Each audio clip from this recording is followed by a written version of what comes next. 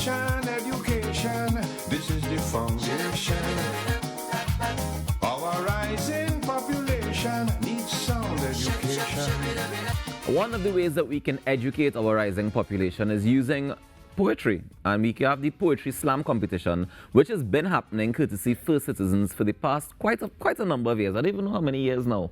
6 years. 6 years now? Yep, Wow. yep. Well, this morning I want to welcome the brand and marketing manager, head of brand and marketing. Correct, yes. At First Citizens, Ms. Gillian Benjamin. Welcome to the Now Morning Thanks Show. for having me. As well as the marketing and media manager from Bocas Lit Fest, Hi. Liz Williams. Good morning. Good morning. And welcome. Now, we have, for the past 4 weeks, we've had the auditions for the First Citizens National Poetry Slam.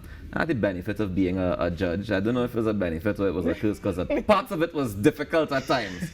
But we made it through.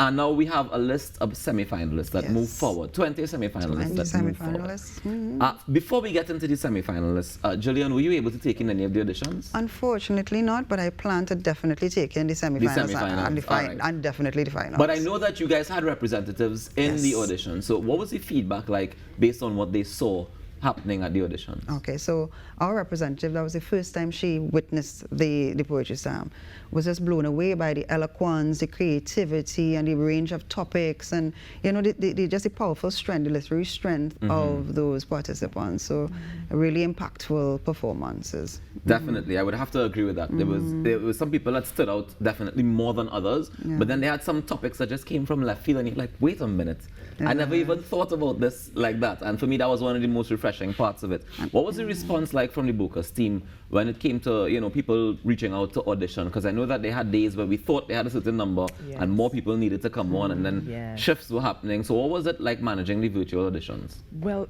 really, it's from the get-go that it went up. This is the most amount of persons we've had even planned to audition. And so when the auditions came in, it was like, thankfully it was virtual because there was a lot to manage, and as you would know, there was just like a lot going on in the background, and every single participant was so excited, and they were so looking forward to, even if they knew they weren't going to get through, they were just happy to be on a stage expressing an opinion, giving a different perspective, showing their strength, just putting their toe in the water, so to say, so that they'll be able to be on this national stage against some of the greats. And we got some feedback from some of them that were just thankful, just sending messages saying that they were just thankful to have a platform to speak on. And you know, that platform was also public because it was streaming live on Facebook. And I saw that people were commenting and reacting to the Facebook feed, and you saw them supporting and cheering on some people, and they're like, oh gosh, yeah, look back on all. And it was very, very interactive, and I think I appreciated that, and I know that the performers would have appreciated it too. All right, let me get into the bacchanal now. All right. Who make the list? I don't know, because I just put in the names and the numbers scoring for all 5 days that we did, right? So I don't know who all they end up picking. You know, Ruckus, what was really great for us to, you know, hearing Alet's comment is that First Citizens has the opportunity to provide the stage and to partner and to provide well, this is the beauty in it for me, because we, not just that, right, but like that, so that's one part of it, and we get to see the variety of people that want to do a different set of things, right?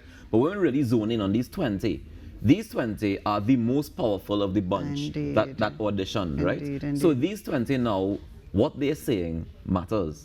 Because it's not just the topic, it's their literary style, it's their ability to deliver, and there's a whole, I mean, there was a clear rubric as to how you get from one stage to the next. So these 20 people who we're about to list out, I mean, if you were online, you would have already seen the list. We dropped that list earlier this week. And it went like fire.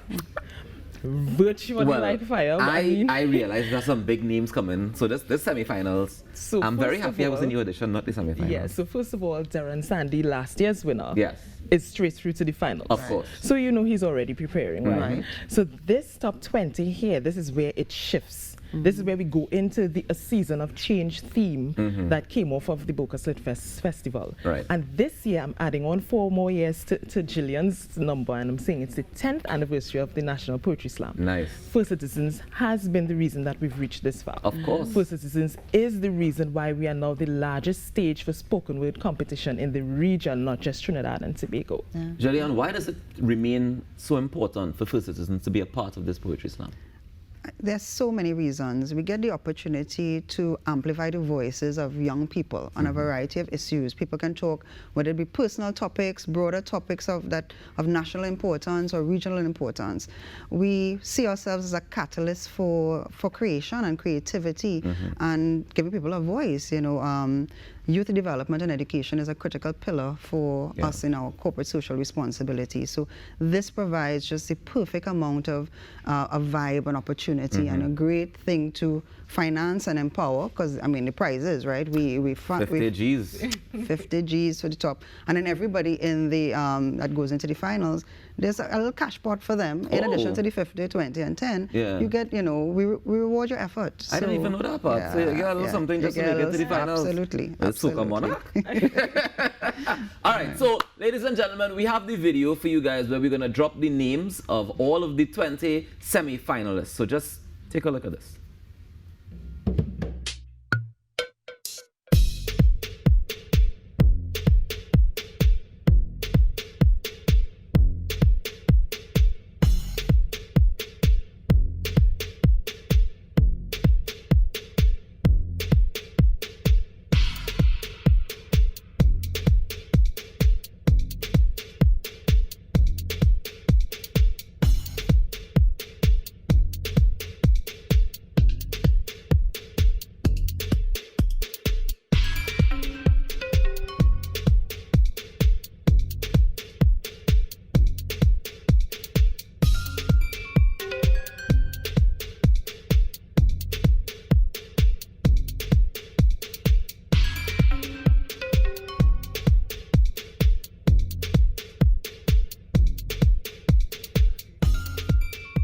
So we have 2 dates for the semi-finals, the 21st of August and the 28th of August. Now the beauty of the semi-finals is that they're going to be showing right here on TTT. I'm so proud that we're able to be a part of this history as well.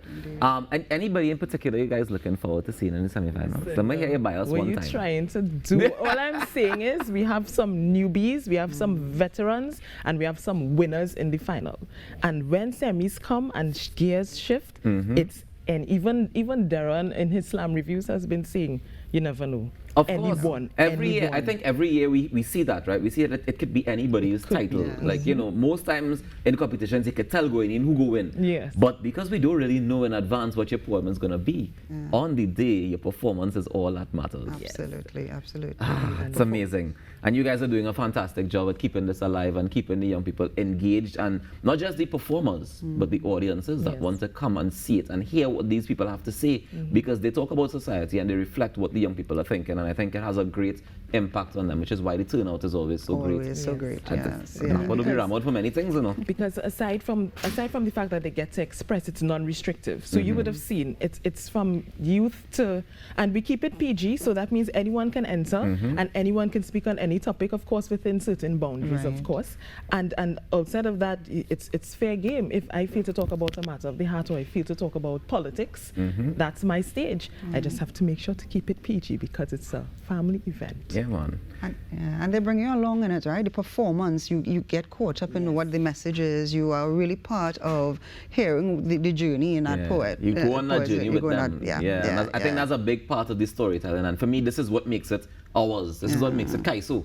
Is what makes it our oral tradition continuing again. Absolutely. So thank you guys for doing that and continuing to do that. Thank you for having And thank you so much for joining us on the show this morning. Thank you for having us today. We're looking forward to the semi-finals. I can't wait. Well, before I go, I need to let people know where they can see it, because even though it's showing live on TTT, it's also going to be streamed live on the Bocas Lit Fest's page, website, and also the National Poetry Slam's Facebook page. So anyone that wants to find out any further information, you can just check out National Poetry Slam TT on Facebook, Bocas Lit Fest. You'll get all of your updates. We'll keep you in the loop, and you'll see what's going on next. Thank you so much, Arlette Williams, for joining us this morning, representing Bocas Lit Fest, and of course, Shillian Benjamin, representing First Citizens. We appreciate you, ladies, so much. Thank you so much for the great work you're doing. Continue. We take a quick break and we come back with more inside the Now Morning Show. Stay tuned. Education